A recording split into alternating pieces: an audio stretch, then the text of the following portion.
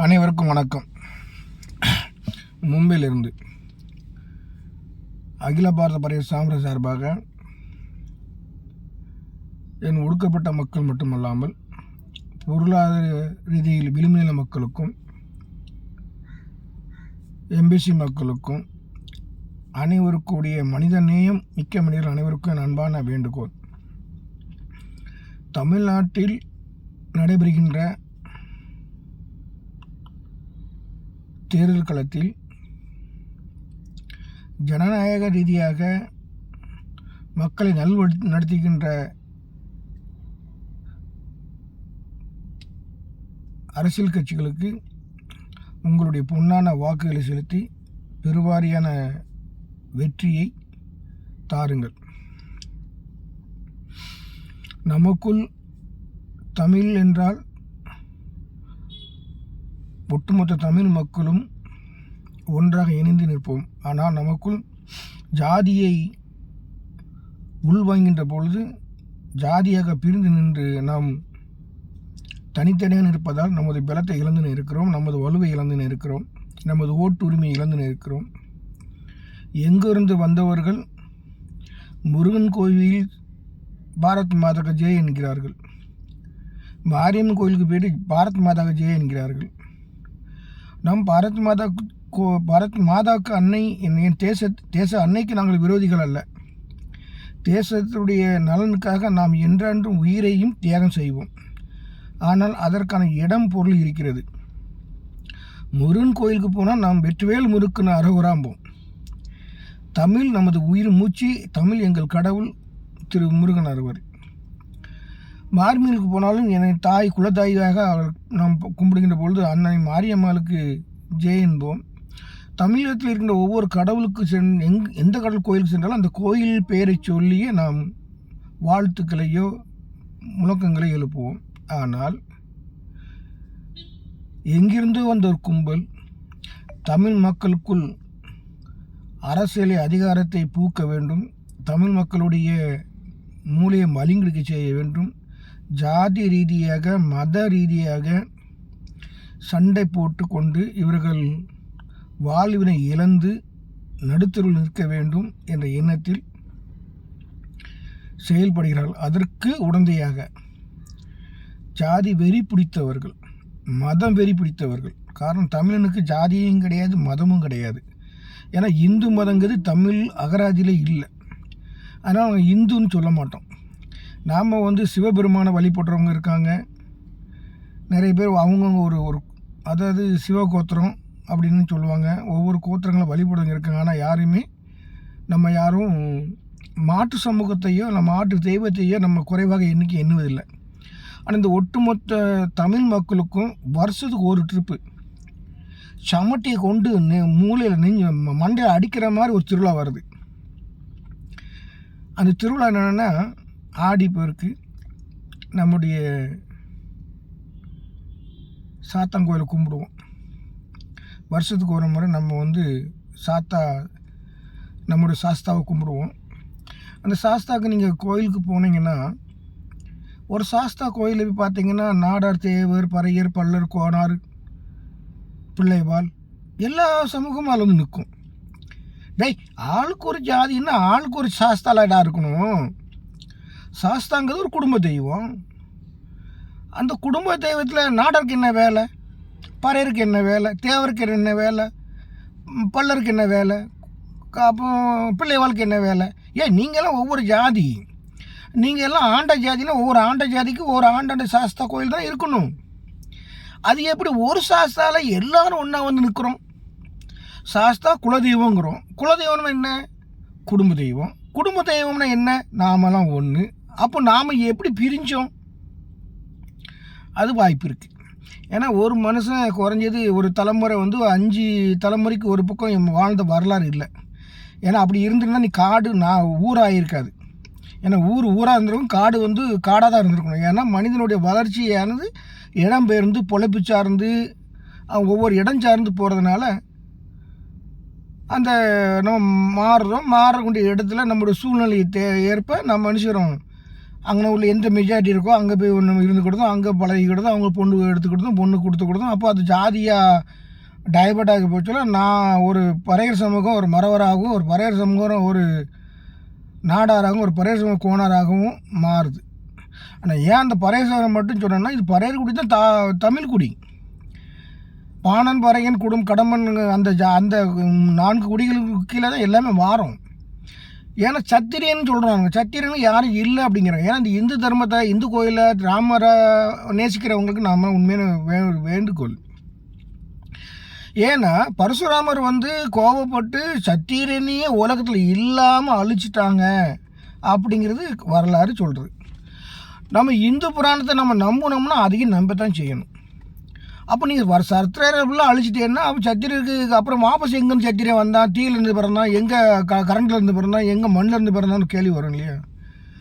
அப்போ அவன் சொல்கிறான், அவன் ரீதியிலே அவன் போகிறான், பொம்பளை ஃபுல்லாக மடிப்பிச்சு எங்களுக்கு பிள்ளை வர வேணும், எங்கள் வம்சம் அழிஞ்சு போச்சு அப்படின்னு. அவன் வம்சம் அழிக்கிறது தானே எல்லாத்தையும் கொன்னான்.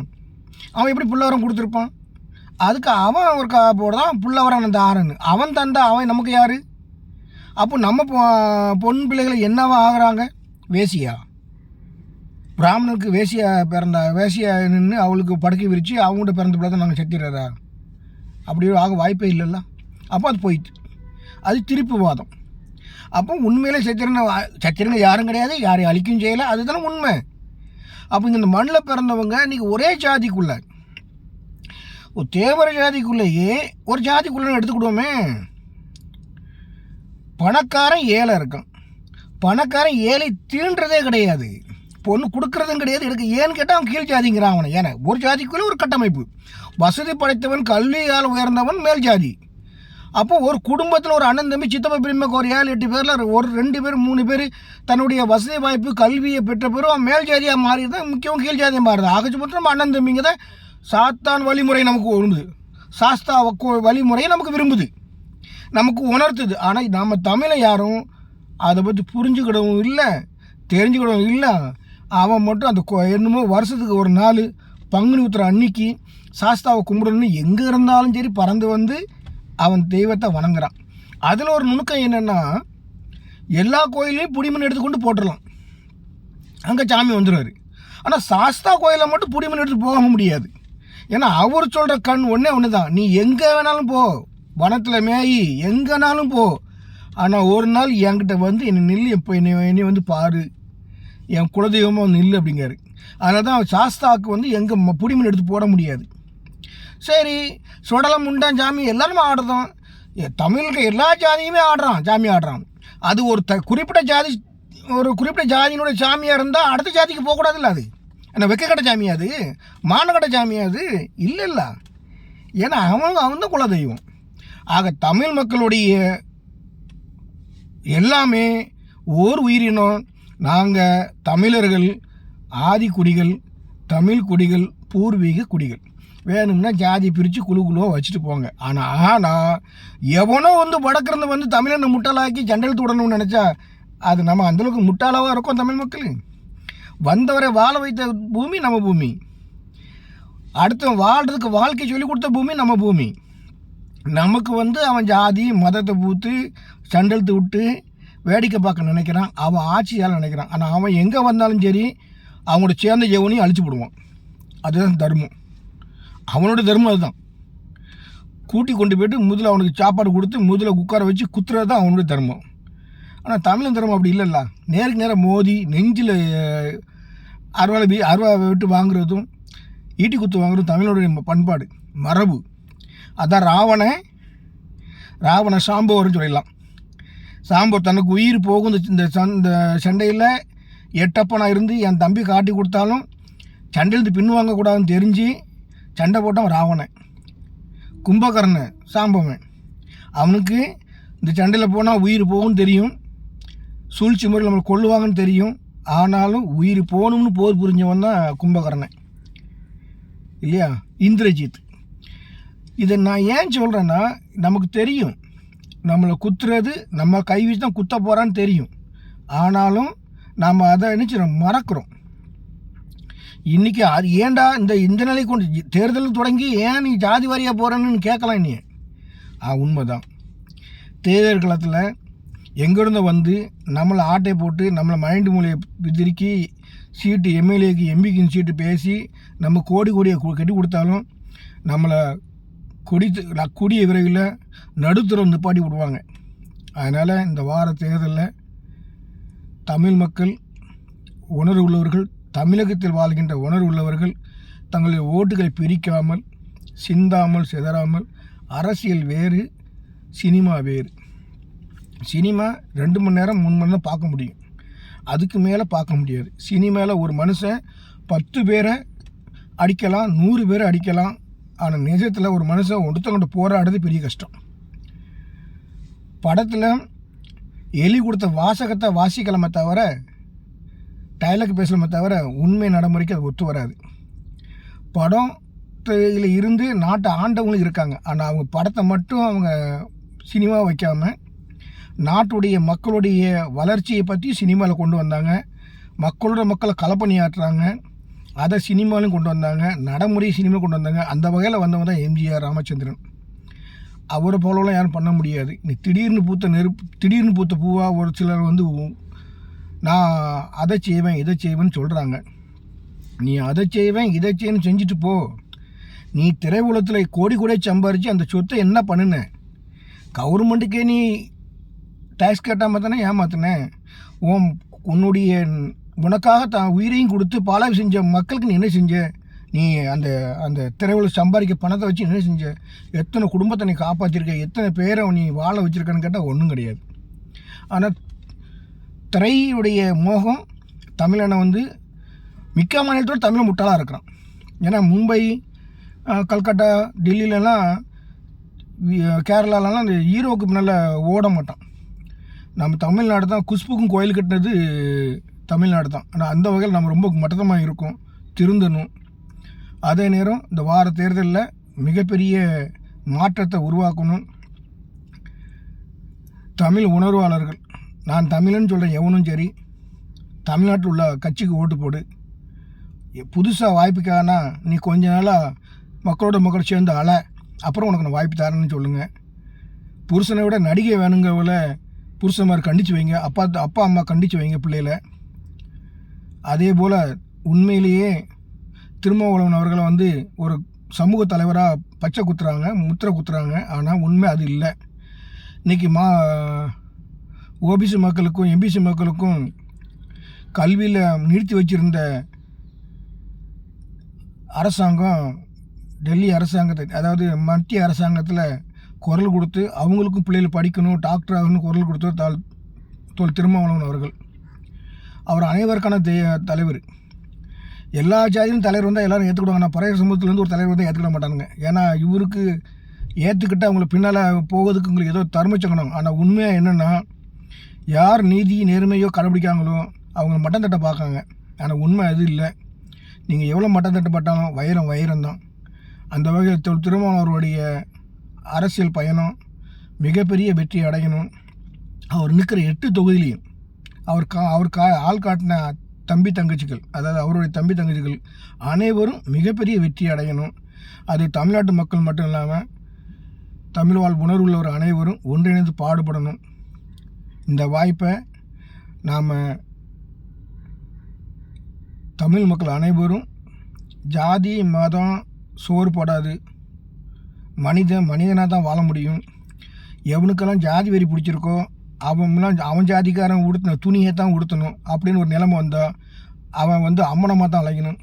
எவன்லாம் எனக்கு ஜாதி வெறி நிறைய என் ஜாதிக்காரனை உழைப்புன்னு சொன்னாம்னா அவன் ஜாதிக்காரன் விளைவிச்சு நெல்லை சாப்பிட்டா தான் அவன் உயிர் வாழணும். அப்படின்னா அவன் உயிரே வாழ முடியும், செத்து போவான். என் உடம்புல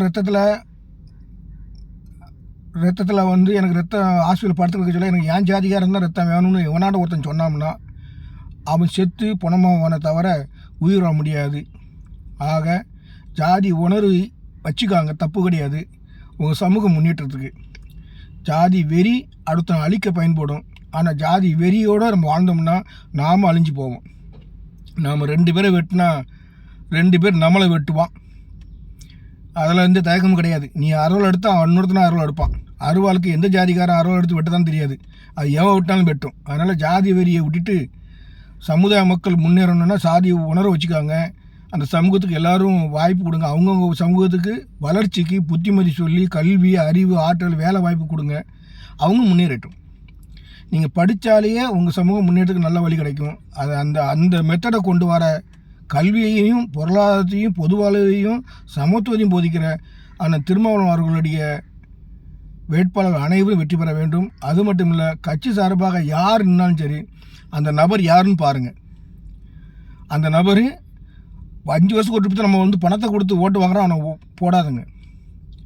அதே நேரத்தில் சமத்துவவாதியாக இருக்கிறான்னு அவனுக்கு ஓட்டு போடுங்க, வெற்றி பெற செய்யுங்க. தமிழகம் நம்முழுது, தமிழ்நாடு நம் நாடு, தமிழும் தலைநிமிர்ந்து வாழ வேண்டும். இந்தியாவுக்கு முதல் வழிகாட்டிய திருவள்ளுவர் ஐயா வம்ச வழியில் வந்த நாம இந்தியாவுக்கு வழிகாட்டும் மாநிலமாக தமிழ்நாடு வளர வேண்டும், வெற்றி பெற வேண்டும் என்று கூறிக்கொண்டு, வெளியிலிருந்து வந்தவனுக்கு கொடைபிடிக்கும் நபர்களை அடித்து விரட்டுங்கள் அல்லது ஓட்டு போடாமல் விரட்டுங்கள். நமது தமிழ் உணர்வோடு தமிழ்நாடு தலைநிமிர தமிழனுக்கு வாக்களின்னு கூறிக்கொண்டு விடைபெறுகிறேன். நன்றி, வணக்கம். நான் உங்கள் சகோதரன் பா. மதிப்பறையர்.